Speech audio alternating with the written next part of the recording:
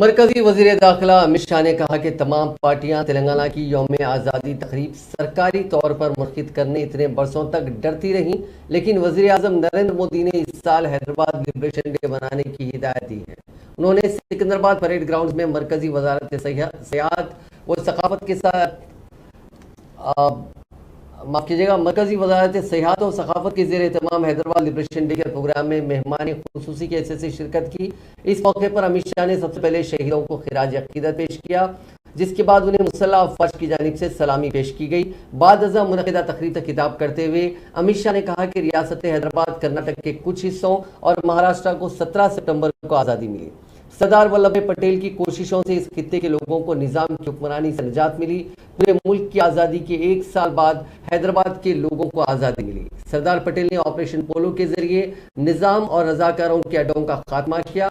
इस जद्दोजहद में कई लोगों ने अपनी जानें कुर्बान की। अमित शाह ने रियासत की हुक्मरान जमात TRS को बिलवास्ता तनकीद का निशाना बनाते हुए कहा कि यौम आज़ादी तेलंगाना की तकरीब वोट बैंक की सियासत की वजह से नहीं मनाई गई, जबकि यौम तेलंगाना आज़ादी सरकारी तौर पर मरकज के जरिए मनाया जा रहा है। माजी में तमाम जमातें यौम आज़ादी के इनेकाद से खौफजदा थीं, लेकिन मरकज 1 साल तक हैदराबाद लिबरेशन डे का एहतमाम करेगा। मरकजी वज़ीर दाखिला अमित शाह ने यौम आज़ादी तेलंगाना के मौके पर रियासत के अवाम को मुबारकबाद दी।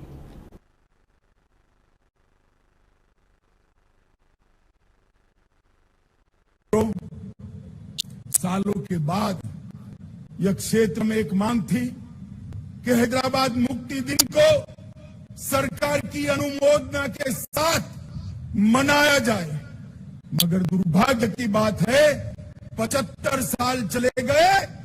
जिन्होंने यहां पर शासन किया उन्होंने वोट बैंक की राजनीति के कारण हैदराबाद मुक्ति दिन मनाने का साहस नहीं किया। वादे तो अनेक लोगों ने किए, चुनावों में वादे किए, आंदोलनों में वादे किए, मगर सत्ता पर आते ही रजाकारों की भय से पलट गए।